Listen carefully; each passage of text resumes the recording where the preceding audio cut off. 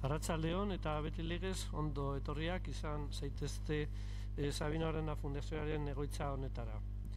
1884ko uztailaren 14an, larunbatarekin, arratsaldeko 6etan lehen aldiz jaso zen ikurrina. 41 handiz, Euskal Abertzalen orduko egoitza berria, Euskeldun Batzokiza, izenekoaren balkoietan, Bilboko Korreo kalearen eta Areatzako bulebarraren elkargunean. Arratsaldeko 6ak ziren eta Siriako Diturri Iurlezaga izan zen altzatzeko orea izan zuena. 50 urterekin Euskaldun Batzokizaren sortzailaren artean bazkide zaharrena izateagatik. Lehenengo ikurrin hau bere ondorengoa izpatetako hainbaten modukoa izan zen eta 1885ko irailaren 12. Espainiako agintariek konfiskatu egin zuen Euskaldun Batzokia iztean. Urtebete basatxo bizi izan zen, beraz, baina jadanik 130 urte bete ditu. Estamos ahora en la conmemoración de estos 130 primeros años de la ikurriña, que como digo, la primera tuvo una vida bastante efímera porque izada el 14 de julio del 94, para septiembre ya fue confiscada por las fuerzas de la autoridad española con motivo de la clausura del Euskaldun Batzokia. La ikurriña, como ya sabéis, fue idea de los hermanos Sabino y Luis de Arana y Goiri. En un proceso de construcción nacional que empezaron, consideraron que era muy importante crear una simbología propia para este país de la que carecía, y hicieron un nombre, hicieron un himno, hicieron una bandera, aunque bueno, de esto nos hablará Juanjo, en un principio no con la pretensión para todo el país, pero bueno, esta historia ya tendremos ocasión de comentar. Nosotros conservamos en nuestro museo precisamente los bocetos originales de esta primera ikurriña que diseñaron, no solamente para mástil, sino también para colgadura. Hicieron un trabajo excelente. Y bueno, voy a presentar a Juanjo González, que como una característica personal bastante especial y poco común, es vesilólogo y heraldista, y conoce bastante tanto de lo que son los símbolos, las banderas, como de su proceso de creación, y en concreto es un gran conocedor de la historia de nuestra ikurriña, aparte de otras muchas cosas como esa historia medieval, y bueno, él es un gran erudito en un montón de facetas, y tenemos la suerte de que nos venga hoy a hablar del inicio de la ikurriña. Es miembro de Eusko Ikaskuntza, de la Sociedad Española de Vesilología, autor de los libros Historia de los emblemas de Orduña, Emblemática del Valle Merindad de Orozco, fitero en sus emblemas, y también ha escrito para las revistas Arbaniel, Banderas, Emblemática, Flagmaster, Armoria, y para el diario de ella, en colaboración con la sección de historia que nosotros organizamos desde la Fundación. Y bueno, ya para terminar de definirle, se puede decir también que es padre de banderas, porque no solamente las estudia, sino que también las crea, y creo que tienes un récord difícil de superar, siendo autor de 36 banderas municipales oficiales y 7 escudos municipales oficiales en el territorio histórico de Vizcaya. En esto creo que ha superado al maestro que vamos ahora a recordar. Y sin más, te cedo la palabra. Bueno, arratsaldeon, eskerrik asko etortzeagaitik. En primer lugar, agradecer a la Fundación Sabino Arana su invitación a dar esta conferencia, que para mí tiene un significado muy especial. Por otra parte, agradecerle a Luis, como no puede ser de otra manera, esa presentación, y creo que es, digamos, mi agradecimiento más sincero, porque creo que recoge de una forma fiel lo que soy y lo que yo, digamos, he tratado de hacer a lo largo de este tiempo, que es de dotar de emblemas al territorio histórico de Vizcaya. Hoy estamos a las puertas de una celebración el próximo domingo. 130 años de la bandera ondeando a los 4 vientos. Lao Aizetara. Creo que el contenido en euskera, Lao Aizetara, es mucho más potente que casi el castellano a los 4 vientos. Pero yo no voy a hablar de la bandera a partir de ese 14 de julio, 6 de la tarde, calle del Correo de Bilbao. yo os voy a hablar de Sabino, de ese niño que nace en la anteiglesia de Abando en 1865, que va a vivir todo un periodo histórico, digamos, trascendente para la historia de este país, porque en ese proceso de su vida va a conocer en 1869 la salida de Isabel II hacia el exilio, la segunda figura de los Borbones que se va al exilio, la tercera sería su nieto, Alfonso XIII. Esperemos que algún descendiente de ellos también tenga que salir por la misma puerta. Y luego, digamos, 1869 es el gobierno provisional, 1870-71 la monarquía de Amadeo de Saboya. Es esos periodos en que estaba viviendo Sabino.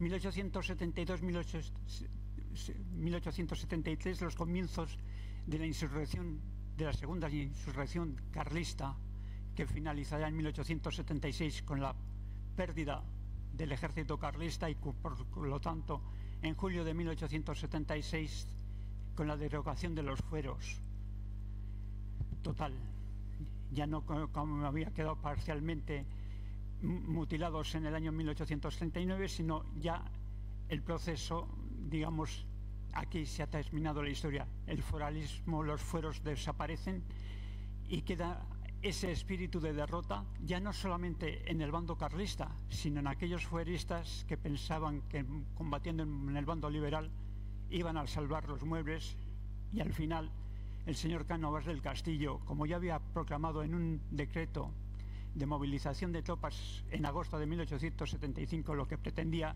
era uniformizar todo lo que consideraban España, y por lo tanto esas provincias insurrectas del norte tenían que contribuir al Estado con cargas fiscales y con sus hijos en el ejército. Ese es el ambiente que Sabino va viviendo.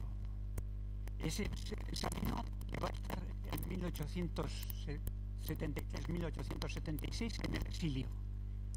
Y esto es importante en este devenir de la historia. Y hablar de la Iturriña. Ese exilio en dos zonas fundamentales, Bayona y San Juan de Luz. No podemos olvidar otro dato. Santiago de Arana es un navío.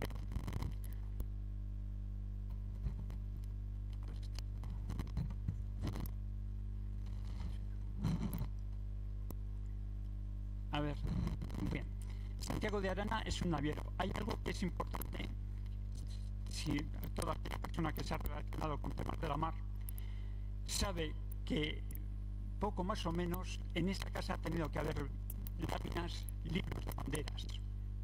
Es posible que ese niño, Sabino, los pudiese haber visto. En ese sitio que yo os cuento ahora, entre esa ciudad de Bayona y esta ciudad de San Juan de Luz, tenéis ahí las banderas que Sabino pudo ver. Puedo ver porque os cuento el porqué y el motivo.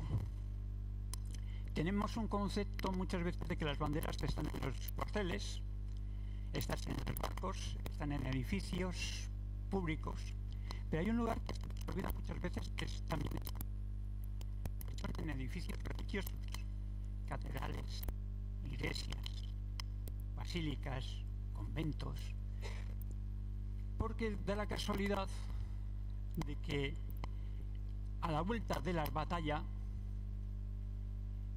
el coronel o el mando lo entrega como esvoto de haber vuelto con bien a casa, de no haber caído en el campo de batalla.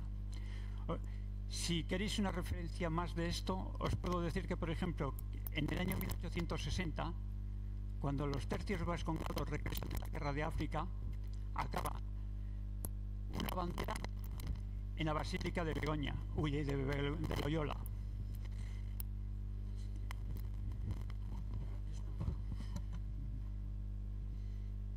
A ver, sí, bueno, acaba en la Basílica de Loyola, acaba la bandera del cuarto regimiento, o mejor dicho, del cuarto tercio, formado por vizcaínos y guipuzcoanos.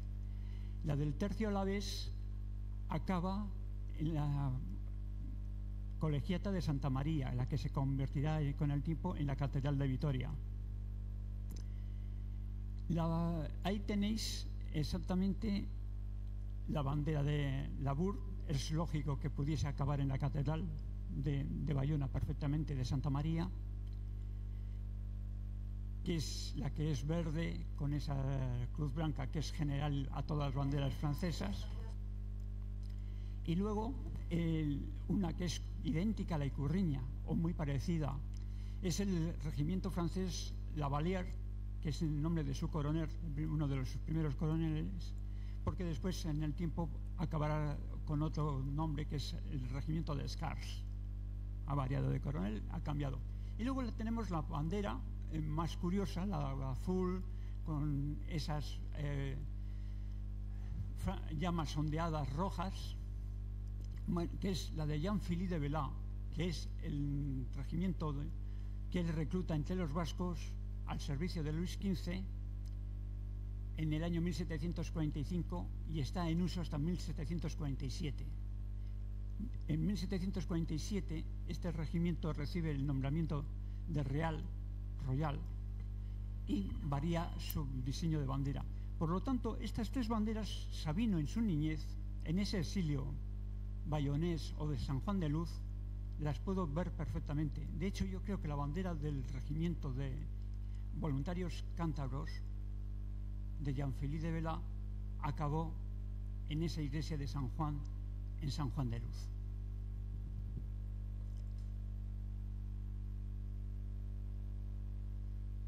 Si os mencionaba el tema de que las banderas acaban en las iglesias, también de otra forma. Esta es la Catedral de Toledo y la imagen que tenemos es la de Diego López de Haro, segundo de su nombre, el que participó en las Navas de Tolosa.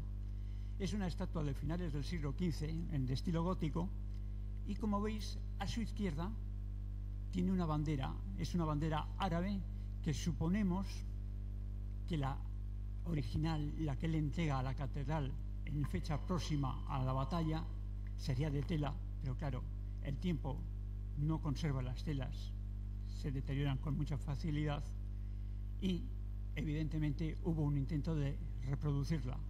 Esto quiere decir, o convenir a decir, dónde son los sitios que visualmente alguien pudo ver esa bandera.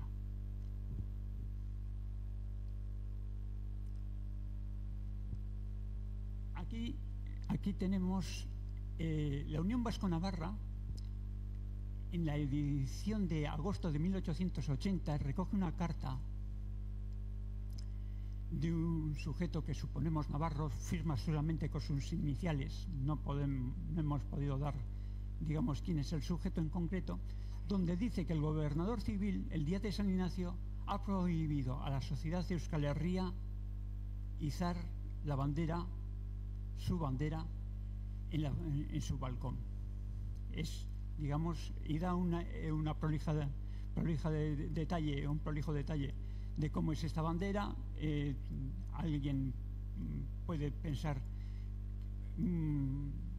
leyéndolo, muchas cosas, pero yo creo que es evidentemente una bandera blanca con una espa roja. Una bandera que después en Castejón, en ese famoso día que Sabino, junto con otros vizcaínos y navarros, acude a recibir a la comisión que ha estado defendiendo en Navarra, en Madrid, los derechos de Navarra, el ir contra el desafuero que se quiere cometer por parte del gobierno central, llevan ese estandarte que tenéis a vuestra derecha y eso con ese texto, y en el reverso va a llevar una bandera blanca, o sea, va a ser, esa tela es blanca, las letras son en rojo, y por detrás va a ir esa espa roja, porque Sabino en ese momento, como recoge en el periódico Baserritarra del día 25 de febrero, da ese detalle que él la considera bandera vizcaína. En el medio tenéis un trocito de lo que es el cuando de Anselmo de Guinea la jura de Jaun Suria, y en el otro extremo tenemos también de Anselmo de Guinea, pero es la portada de 1896 del periódico Euskalduna, que lo edita o lo publican los euskalherriacos, la Sociedad Euskal Herria, y como podéis ver, de nuevo Anselmo de Guinea reproduce el aspa sobre ese fondo más o menos blanco. Claro que no es una imagen a color y el aspa podría ser de otros colores que no fuese rojo, pero yo me inclino que Anselmo de Guinea no variaría de idea entre el año 1882 y el año 1896. Esta es la jura. Ahí tenéis en la pintura de Anselmo de Guinea, bastante denostada por algunos críticos de arte, porque los tipos no se corresponden a los vizcaínos de la época, los trajes parecen más italianizantes que otra cosa, el sacerdote tiene como vestiduras de tipo bizantino, o sea, le entran aquí una serie de críticas totalmente desaforadas, quizás porque no se atreven a criticar la obra en sí. Bien, esta obra es importante y os voy a decir el motivo por qué Sabino esta obra le va a marcar. Tenéis el discurso de Larrazábal, que es la primera vez donde menciona el año 1882 y dice: bendito el día que conocí a mi patria, gracias eternamente al que me sacó de las tinieblas. Está refiriendo a su hermano Luis en esa discusión, esa conversación, que mantienen en un día en concreto de ese año 1882, y que yo lo voy a confirmar y lo voy a reafirmar, que ya ha sido publicado. Va entre el día 11 y el día 31 de agosto de 1872 esa conversación, que se produce con motivo de la Exposición Provincial de Vizcaya. Exposición Provincial de Vizcaya, donde las pinturas que se presentan, hay dos de ellas que yo considero que es el canto del cisne del sector más, digamos, fuerista, intransigente, los que quieren retornar a la foralidad plena, con Fidel de Sagarminaga a la cabeza, pero que, digamos, es su canto del cisne. Y son dos pinturas, la de Anselmo de Guinea con Jaun Suria, jura de los fueros de Vizcaya, y la pintura de Mamerto Seguí, El árbol malato. Las dos están haciendo referencia a dos temas que a este país le están haciendo, es una puñalada en el corazón. Es, por un lado, hemos perdido los fueros, la pintura de Anselmo de Guinea, pero Seguí es otro tema también. Servimos a los ejércitos españoles y vamos a ir donde nos manden. Ya no está el pase foral, ya no está el derecho a hacer el servicio militar solamente dentro del territorio del señorío. Ya nuestra conscripción ha quedado rota y a partir de ahí servimos donde nos manden. Esta es la que se considera la primera bandera de Euskal Herria. Yo creo que la primera bandera de Euskal Herria sería la que realmente la anterior, la del blanca con el aspa roja. Pero bueno, el artículo publicado por la profesora Coro Rubio Pobes, pues es la cita. Esta tiene una cosa interesante. Lo más interesante de esta no es ni el diseño de la bandera en sí,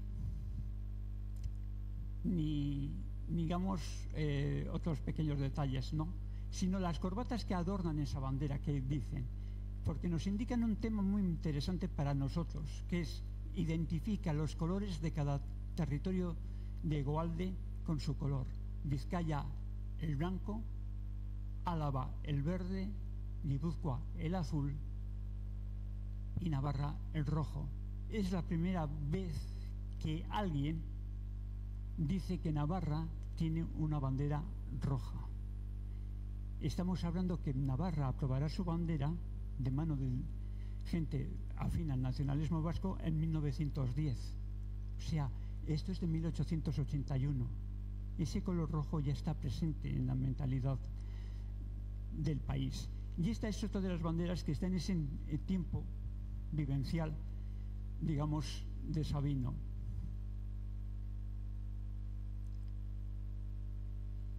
Este es lo que os comentaba antes, Luis, ese diseño de que Sabino piensa, idea, digamos que es vestílogo Avant Lalet, pero realmente el que lo dibuja es su hermano Luis. No, hay un pequeño detalle que la gente generalmente lo pasa por encima y no se dan cuenta que Luis es arquitecto. Y si hay una asignatura que en arquitectura es sí o sí, es dibujo. O dibujas y eres un artista, tanto técnico como artísticamente hablando, o tu carrera como arquitecto no vas a aprobarla, o sea, lo siento. Pero bien, aquí está el quid de la cuestión de lo que yo os quiero contar. Hemos visto los diseños primeros que siempre, como habéis visto, la famosa cruz, en el caso francés con esa cruz blanca, aspas de diferentes colores. Bien, si Sabino se hubiese atenido al escudo de Vizcaya tal como es su diseño original, la bandera que tendríamos sería blanca con esa cruz roja y esa aspa verde.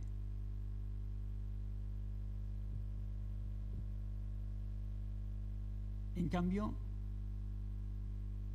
Sabino modifica el escudo y a partir de eso crea la ikurriña. No sé, y esto es el quid de la cuestión, esa ventana abierta o esa puerta que yo abro aquí a intentar, digamos, encontrar una respuesta, porque yo no la tengo. ¿Por qué modifica el escudo de Vizcaya Sabino? Está muy bien las explicaciones muchas veces de que, de hecho, en 1898, cuando se hace cómo va a ser el escudo que va a adornar el Palacio Foral, hay una serie de discusiones de que si tiene que haber cruz o no haber cruz en el escudo, si tienen que estar lobos o no lobos, una serie de discusiones, pero nadie discute cuál es el fondo del escudo, ni siquiera Sabino en el documento que se conserva. Yo no tengo explicación. La única explicación que encuentro es que Sabino no quiere que su bandera coincida con ninguna otra. Y esa bandera existía ya en 1879. Mejor dicho, ellos, los búlgaros, dan la fecha de 1879 como bandera propia, fundamentalmente de su marina de guerra. No es verdad, no es 1879, posiblemente sea de 1881-1882. Si os dais cuenta, el entorno de 1881-1882 es fundamental, digamos, en las banderas que nos están rodeando. La pintura de Anselmo de Guinea es 1882, el detalle de la bandera que digamos van a izar en la balconada de la Sociedad de Euskal Herria de 1880 es 1880, o sea, y está ese periodo 1881-1882. Sabino, vuelvo a repetir, hijo de Naviero, tenía noticia de la existencia de esto y sabiendo de ello quiso evitar una coincidencia de su bandera con otra igual. Pregunto, porque yo diría que sí, pero no lo tengo la certeza plena, o sea, es una posibilidad. Y digo que es una posibilidad porque quizás escarmentó en cabeza ajena. Posiblemente no le hubiese afectado para nada a Sabino, ni le hubiese importado que su bandera coincidiese y que los búlgaros protestasen. Pero es que en 1845 la bandera de la matrícula de La Coruña, como podéis ver, es una aspa azul sobre fondo blanco. Y en 1891 el gobierno ruso protesta y les dice a las autoridades españolas de que, a ver, que su bandera de su marina naval se confunde con la de La Coruña y que hagan el favor de modificarla porque no están dispuestos a cambiar ellos la suya. Y el gobierno accede y es lo que hoy tenemos el concepto de bandera de Galicia. Digamos, pudo influir esa concomitancia de banderas similares y que Sabino quisiese evitar no el conflicto, que no lo hubiese habido, porque en ese aspecto yo estoy totalmente seguro de que no hubiese habido ningún tipo de conflicto, porque, a ver, yo soy soberano y si mi bandera es igual a la suya, pues usted se aguanta y yo sigo para adelante. Pero yo creo que Sabino pensó de otra forma y dijo, no, mi bandera tiene que ser diferente, muy diferente, o al menos que se diferencie lo suficiente. Y yo creo que esto es el pequeño relato que yo os quería contar, porque hay una cosa importante que aunque es del año 1896, en su publicación, que es El Estado Judío por parte de Theodor Herzl, dice en esa primera edición, en su página 76, no tenemos una bandera, necesitamos una bandera. Si quieres liderar a un gran número de personas, necesitas un símbolo que se alce por encima de sus cabezas. Sabino tenía ese concepto cuando fechas anteriores a ese 14 de julio de 1894 lo tenía en mente, ese mismo pensamiento. Necesitamos una bandera que simbolice nuestras ideas, que pueda ondear a los cuatro vientos y que sea visible y nos identifique y traslade de forma visual lo que sentimos en el corazón, lo que pensamos, pero que lo podamos visualizar. Yo hasta ahí os puedo contar y ahora estoy abierto a las preguntas que queráis hacer, porque yo quiero más preguntas, porque yo tengo muchas dudas. Gracias.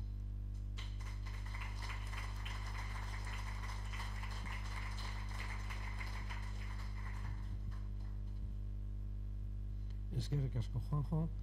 Abrimos, como dice, un turno de preguntas. Todo lo que queréis saber sobre la Ikurriña y no os atrevéis a preguntar, ahora es la ocasión.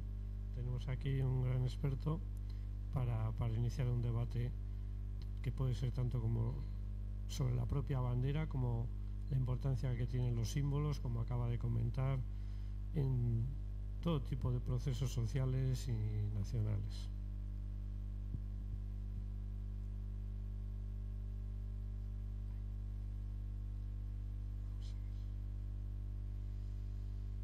Bueno, hay una que yo creo que has comentado.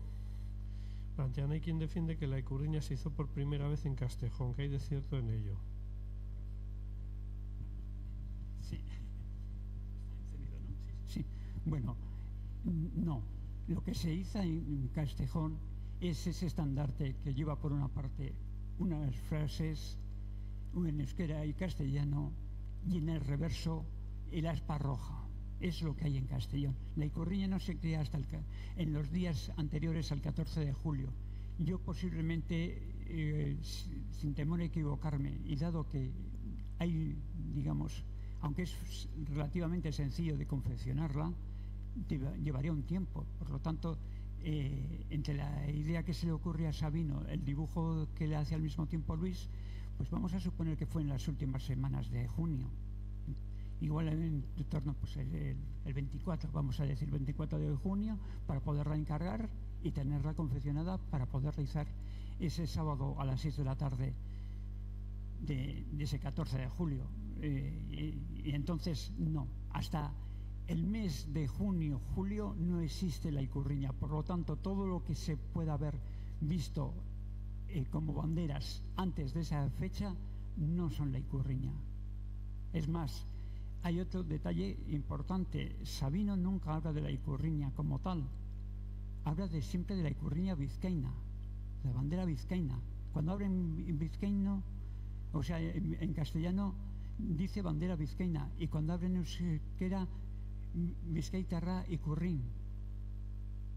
Nunca la llama ni la define como la Ikurriña. Somos nosotros los que le hemos dado, digamos, por antonomasia el término bandera, lo hemos aplicado a una sola bandera. Él crea el término Ikurriña para todas, el concepto general de bandera, no para una bandera.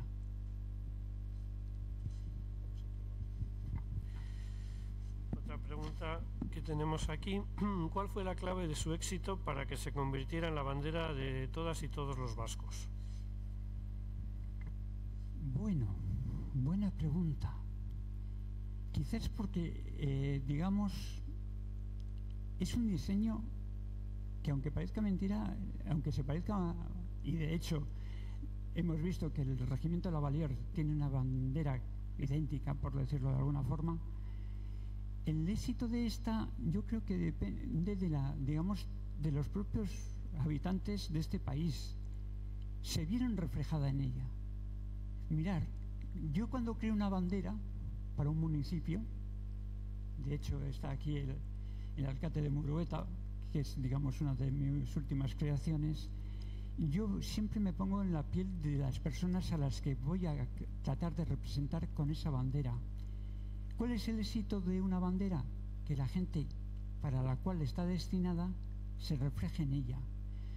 Sabino crea la bandera para Vizcaya, pero aquí el creador se ve desbordado. Ese símbolo se desborda por encima de la idea del creador. ¿Por qué? Esa es una pregunta que yo no tengo respuesta clara. Es porque obedece a sentimientos, a cosas quizás que van más allá de lo que sería, digamos, lo normal. Las personas, no sé, se desborda. También hay que ver que se le identifica desde muy pronto con la idea de la Ikurriña, símbolo de los nacionalistas. Sobre todo, yo creo que el factor importante es la dictadura de Primo de Rivera. En ese factor, esa represión por parte de la dictadura de Primo de Rivera hacia el nacionalismo vasco en particular, y sus símbolos, por lo tanto, que obligan a, digamos, a manifestarse con ella de forma clandestina o viéndose exhibida al otro lado del Adur, del Bidasoa, en todo Iparralde, en fiestas, en pastorales, y eso quizás es lo que conlleva que en los años 30-31 haya desbordado el marco geográfico de Vizcaya para convertirse en un símbolo de todos. Es lo que decía, digamos, lo que refería a Theodor Herzl, el padre del sionismo, y eso, que necesitamos un símbolo, y los vascos en aquel momento vieron en esa Ikurriña un símbolo bajo el cual manifestarse. Esa es, digamos, pero no tengo una respuesta, digamos, definitiva. También en la diáspora, nos comentaba el profesor Álvarez Gila, que en Argentina la eligen como bandera vasca a mediados de los años 20 también. Es un proceso general, pero que también tiene importancia. Se va adoptando, identificando. Sí, vamos, en el momento que tienes una posibilidad de tener un emblema que te represente allí donde estés, y más cuando estás tan lejos de casa, pues digamos que es lógico y natural que busquemos una forma de buscar un signo que nos identifique y que los demás además hay una parte importante. Los signos tienen una doble función: una externa que nos identifica hacia los demás y otra interna que nos identifica como grupo. O sea, es un proceso endógeno y exógeno. Los demás tienen que ver en nuestra Ikurriña que aquí hay un grupo. Esta es la bandera de los vascos. Pero al mismo tiempo nosotros, cuando tenemos la bandera, también estamos diciendo, no, es que yo soy vasco, aquí está mi bandera. Más preguntas. Aquí en la misma tarjeta nos vienen dos. La primera, ¿cómo fue su institucionalización y uso por las instituciones vascas? Y apunta Diputación de Vizcaya, 1917. No, la primera institucionalización no se produce hasta el año 36, cuando el 19 de octubre, a petición o por iniciativa del consejero de Industria Santiago Aznar del Partido Socialista Obrero Español, se adopta como bandera oficial la Ikurriña, y unos días posteriores esa misma bandera es corregida en las medidas de sus luces para que tengan una mayor visibilidad, sobre todo de cara a las embarcaciones y en el mar sean más visibles a una cierta distancia. Esa es la primera institucionalización. Después, digamos, viene el año 37 con la caída de Bilbao y, por supuesto, toda la represión franquista que va a durar hasta el año 70, bueno, digamos, hasta la muerte del dictador, pero la Ikurriña hasta enero del año 77 no va a ser permitida de una forma, digamos, más o menos legal, y eso, pero de nuevo, su ratificación de nuevo como bandera oficial y legal va a ser con el Estatuto de Autonomía refrendado el 25 de octubre de 1979. Esos son las dos fechas donde la Ikurriña son, digamos, fechas oficiales de su institucionalización, no antes.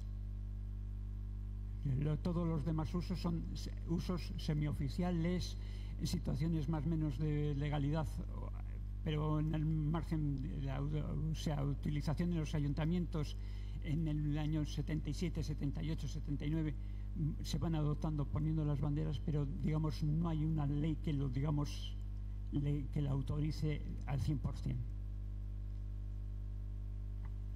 Eso que comentas de su modificación de las franjas para una mayor visibilidad para las unidades navales, ahí va a tener una ligera similitud en tema de la función con otra bandera que igual nos puede gustar a algunos bastante menos, como es la española, que tiene su función no en un traslado heráldico, sino que es una invención con una finalidad práctica para distinguir los navíos de unas y otras flotas, cuando creo que coincidían muchas en tener fondos blancos con flores de lis de Francia, de Castilla o lo que sería España. Que sepáis también, si alguno no lo sabíais, que el significado profundo y la función principal de la bandera española actualmente oficial, roja y amarilla, es su distinción en los barcos que la llevan, y empezó siendo, y esto nos podría hablar Juanjo mucho, empezó siendo bandera naval también y luego acabaría siendo, como conocéis, la bandera. Sí, además es curioso, a ver, es lo de siempre. De muchas cosas a la gente habla y generalmente muchas veces hablamos sin conocimiento y hablar por hablar, ¿no? En 1785 a Carlos III le presentan 12 diseños de banderas porque necesita que sus barcos en el mar se diferencien de las otras casas que están bajo el linaje de los Borbón. Francia, el reino de las dos Sicilias, el Piamonte y algún territorio más, que usa en sus banderas el blanco de los Borbones, porque el color desde Enrique IV, aquel famoso Enrique III de Navarra, el bearnés, el color que adopta para su casa es el blanco. Y diréis, y tiene una pequeña explicación, que es un sentido cristológico. Él se considera que es el rey cristianísimo de sus ideales más puros, por lo tanto, inmaculados. ¿Cuál es el color más inmaculado que hay de pureza? El blanco. Y por eso, digamos, los Borbones A partir de ahí van a tener el color blanco por de sí, junto con la ayuda de las flores de lis, sobre todo los franceses, desde Luis XIV a Luis XVI, van a ser, digamos, sus banderas blancas con las flores de lis. Y las de la monarquía hispana, de 1705 hasta, digamos, Isabel II, que es la que va a instituir la bandera roja y gualda como bandera del Estado español, o del Reino de España, mejor dicho, en ese momento. Es una bandera blanca que lo único que lleva en el medio es el escudo real en sus dos versiones: el grande, que lleva todas las armas de todos sus señoríos, y la bandera, el escudo pequeño, que solo lleva el cuartelado de Castilla y León. Pero bueno, sin más. Más preguntas. ¿Cómo llega la Ikurriña a San Pierre en Miquelón o a un condado de Wyoming? Uy, pues mira, lo ha comentado Luis, la diáspora. Digamos, al estado de Wyoming, condado del estado de Wyoming, diáspora vasca, residentes vascos en ese territorio que tuvieron su importancia, evidentemente como pastores, no podía ser de otra manera. Y a San Pierre y Miquelón es el recuerdo que tienen en San Pierre y Miquelón de esa llegada siglos XVII, XVIII de los balleneros, sobre todo de la zona de Iparralde, junto con bretones y normandos, que caen por aquellas tierras a la búsqueda, pues, del bacalao, la ballena y otras especies que se terciasen. Y ese es, digamos, pura y dura diáspora mercantil y, digamos, vital, porque la gente necesita vivir, y entonces nos desplazamos allí donde podemos también lograr sustento para nuestra casa. Van sucediéndose las preguntas, un poco lo que querías tú, que hubiera participación y desde luego es una forma amena de hablar de la Ikurriña. Aquí plantean qué diferencia encuentras entre la Cruz de San Andrés y la Cruz de Borgoña. Uy, a ver, Cruz de San Andrés puede ser blanca, verde, negra, azul, amarilla. Cruz de Borgoña, roja. Cruz de Borgoña, roja. Cruz de Borgoña, roja. La Cruz de Borgoña siempre es roja, sin más. Y la Cruz de Borgoña, además, digamos, no es una cruz normal, es una cruz que lleva nudos. La Cruz de San Andrés no forzosamente tiene que llevar nudos, al revés, generalmente es es como la de la Ikurriña, o sea, no.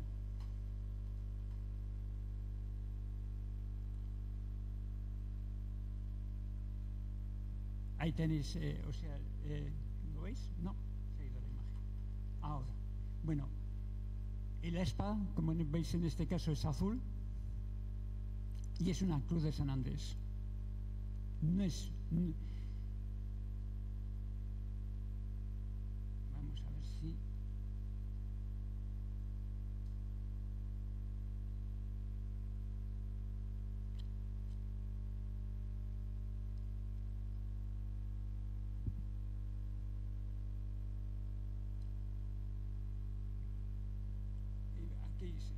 Mirar,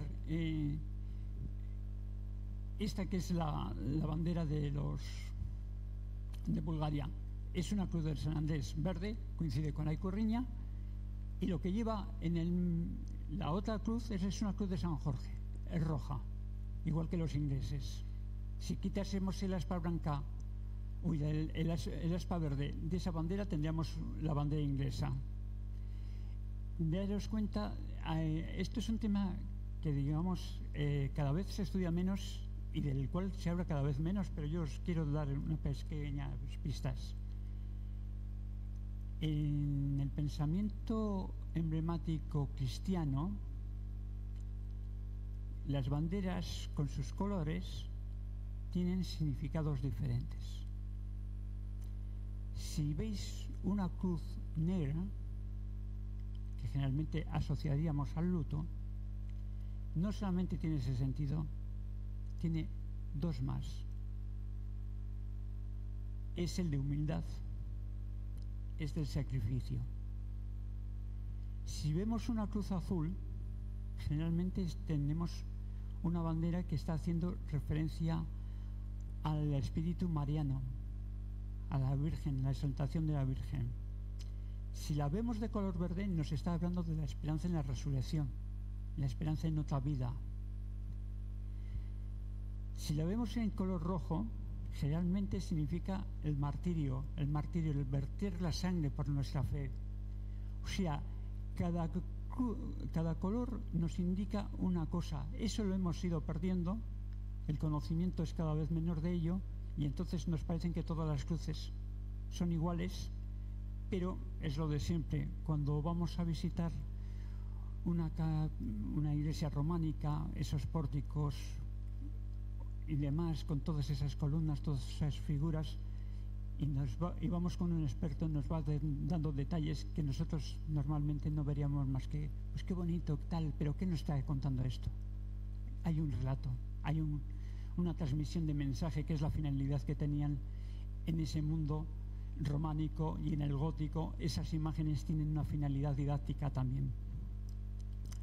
Y entonces los colores sí tienen su importancia. De hecho, yo creo que eso es una faceta que no he comentado, pero para Sabino yo creo que si plasma esa icurriña la icurriña de esa forma, es porque está transmitiendo otra cosa que no nos ha contado.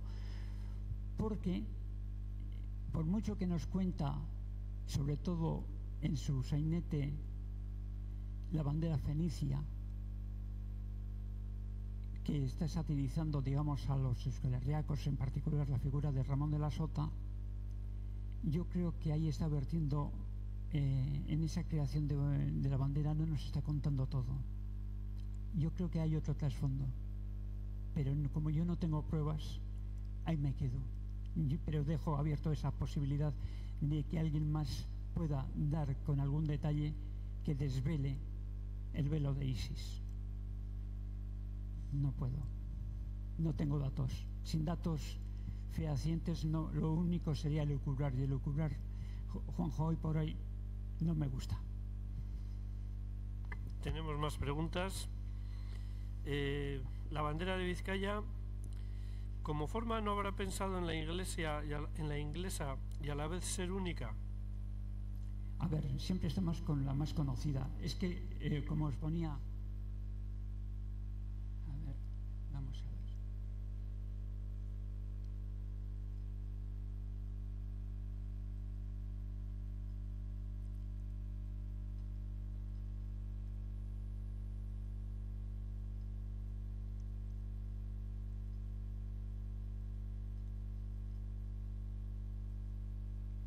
Es que, teniendo 3 ejemplos en casa, ¿para qué va a copiar de la británica?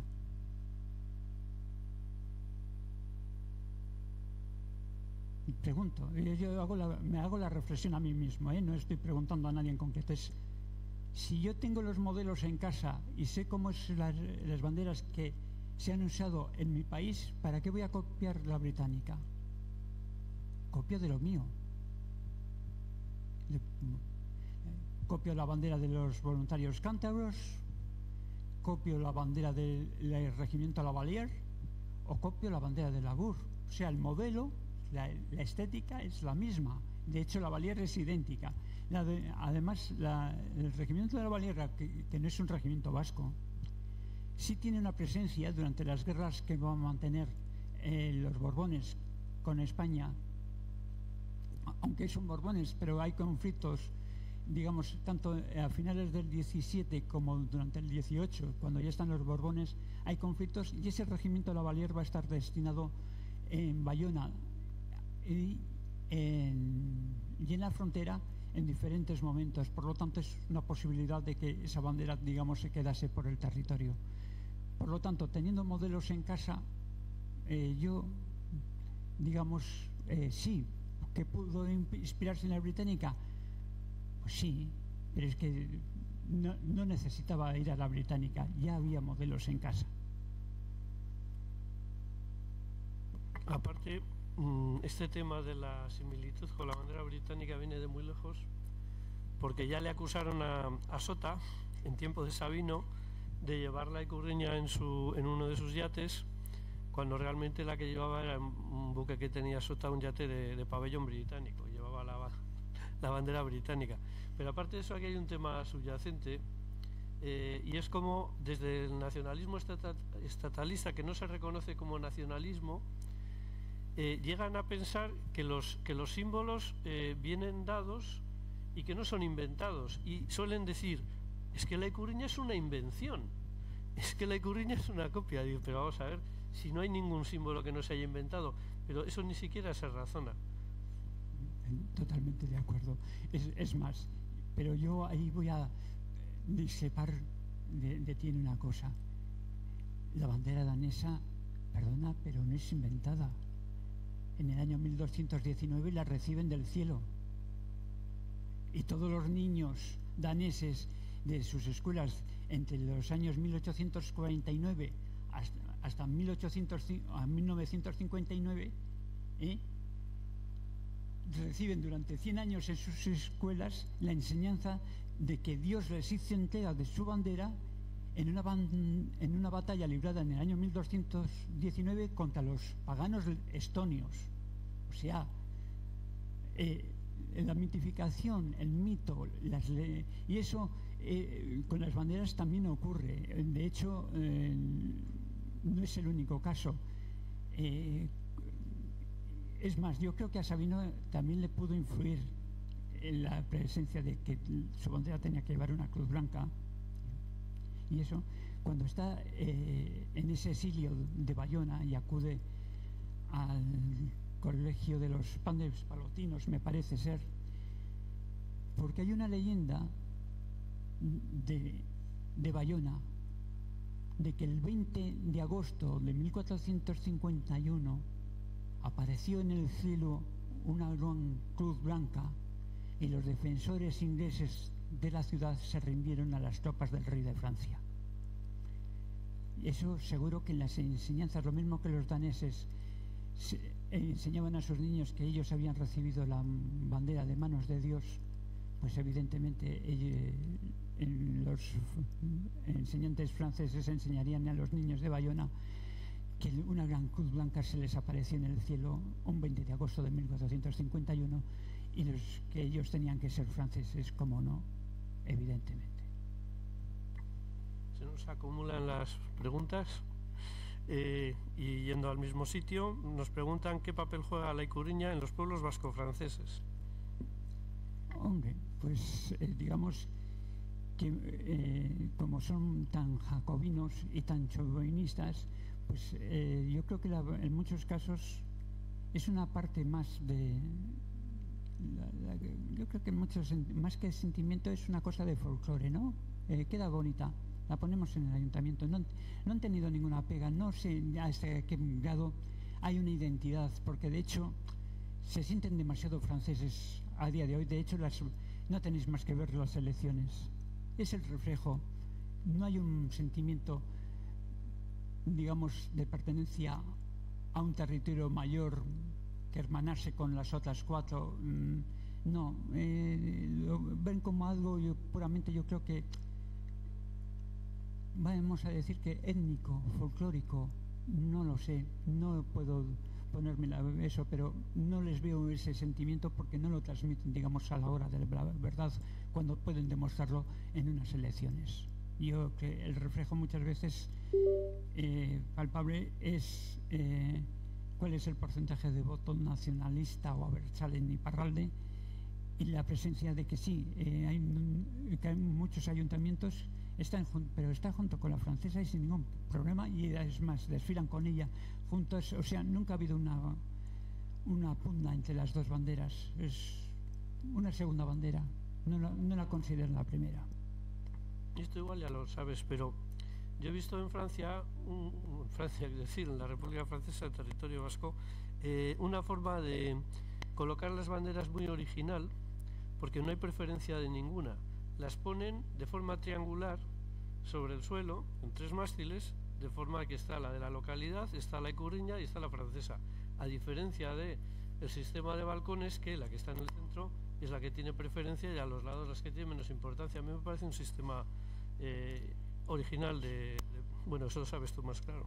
Sí, pero bueno, al final yo creo que es para evitar problemas mayores y no tener que tomar una decisión más seria de, digamos, de decir, no, esta es mi bandera y la otra es la que no me interesa. No, yo creo que es eso, una salida por una tercera puerta. Bueno, aquí un tema de más enjundia, en mi opinión. ¿Qué opinas sobre la equiparación que se le está haciendo a la Ikurriña en la actualidad con la bandera de Nafarroa? ¿Y qué hacer al respecto?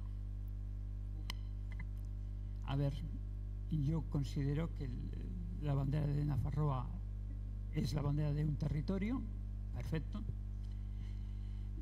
Como hemos dicho, la de Ikurriña, la idea que crea Sabino es para un territorio también, pero en el tiempo supera ese marco.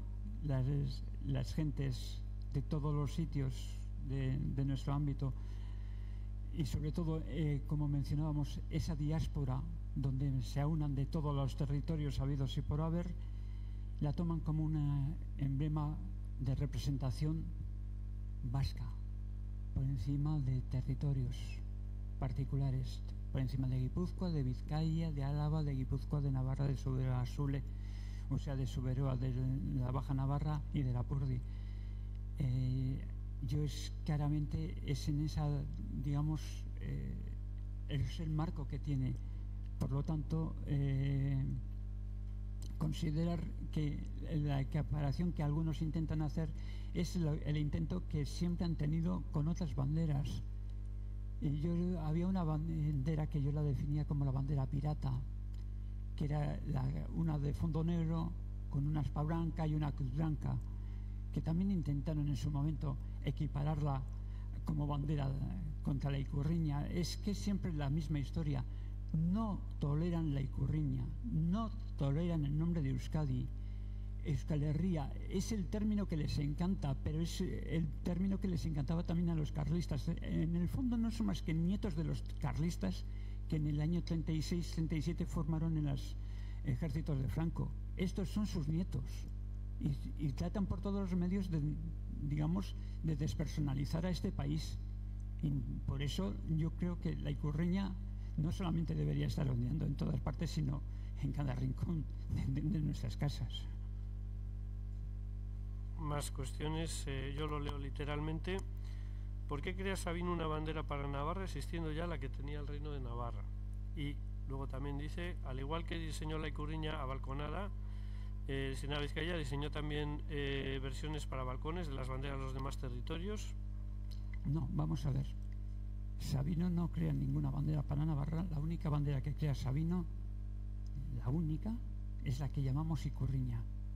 Es Luis de Arana quien en 1906, en un cartón calendario, presenta una serie de diseños para el resto de territorios. Pero al mismo Luis reconoce en Fundamentos del Nacionalismo Vasco, libro publicado en 1932, que él no propone esas banderas, sino que los propios territorios ideen sus banderas, que él lo único que hizo era, digamos, poner sobre la mesa el debate de que se dotase cada territorio de su bandera. Pero es Luis de Arana. Sabino, la única bandera que idea, porque esto es importante, es la Ikurriña. Tener presente que vexilógrafo es el que dibuja, vexilólogo es el que estudia. Que se den las dos facetas juntas no es lo normal.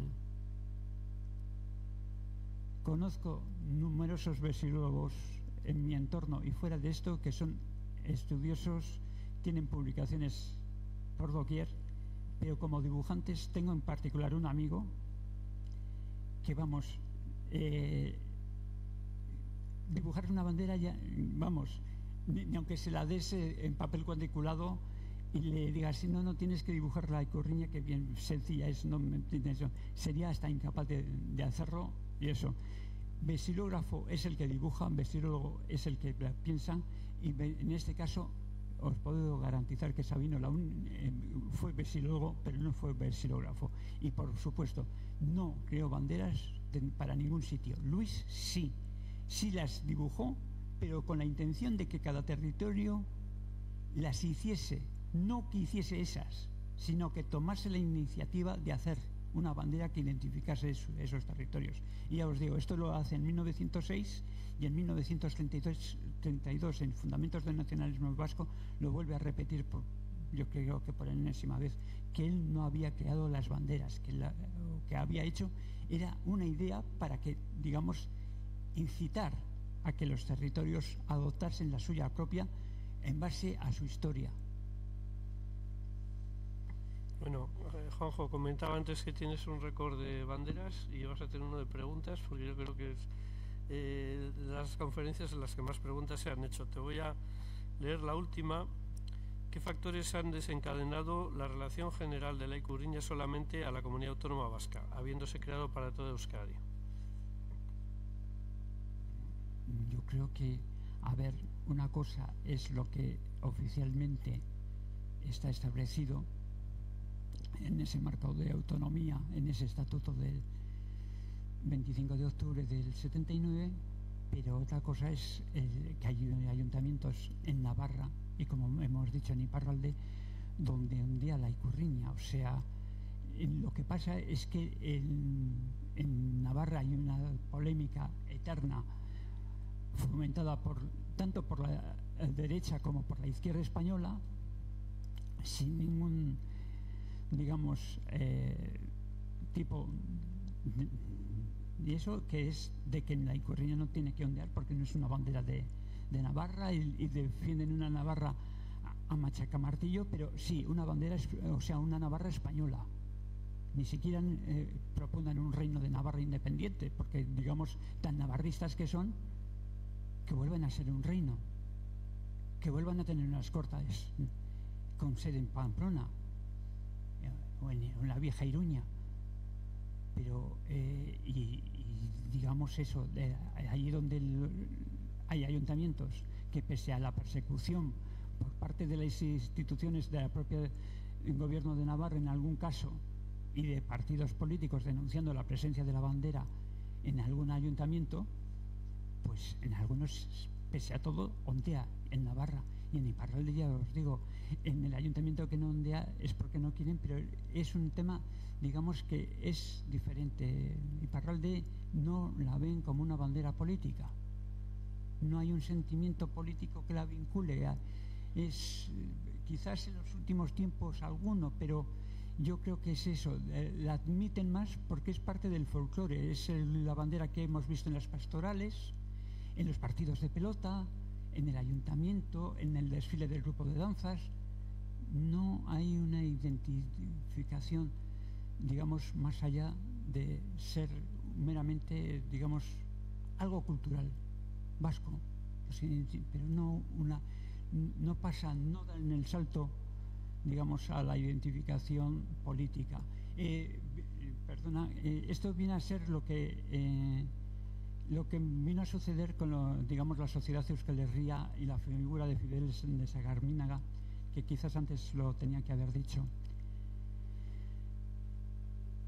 El pensamiento de las gentes de la sociedad Euskal Herria, de aquellos fueristas intransigentes que van desde 1880 hasta 1894, cuando fallece en el mes de marzo Fidel de Sagarminaga, no es tan diferente del pensamiento de Sabino.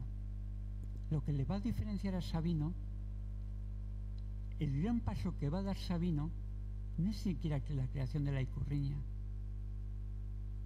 ni la inauguración del Euskaldun Batzokia, es al año siguiente, es en 1895, que es la creación del Partido Nacionalista Vasco. Es el gran paso que las sociedades Euskal Herria y Fidel de Sagarminaga no se atrevieron a dar. Iniciar un partido fuerista en aquel momento que hiciese la competencia a los partidos alfonsinos y al partido carlista. No se atrevieron, no tuvieron esa visión de país y se contentaron, digamos, con impulsar un fuerismo intransigente, intentando que en los partidos que se presentaban a las elecciones llevasen su programa o sus propuestas, pero no dieron el paso. Ese es el gran paso de Sabino. Y el gran paso también es decir, no, somos una nación, necesitamos un Estado y creamos un partido que lo defienda. Y eso yo creo que es el legado junto con la Ikurriña. Y por mi parte no tengo más. Es que con Juanjo terminamos contigo el curso, vamos a decir, de conferencias de la Fundación. Tendremos ocasión, si ha quedado alguna cuestión, a preguntar, ahora tomando un chacolí, de comentar con Juanjo más cuestiones que todavía hay, y creo que siempre aprendemos contigo un montón de todas estas cuestiones simbólicas identitarias. Recordar antes de pasar a tomar el chacolí que el sábado 13 a las 11:30 frente a la Arriaga se va a organizar un homenaje a la Ikurriña cercano a su 130 aniversario, que fue el 14 de julio de 1894. Eskerrik asko, guztioi.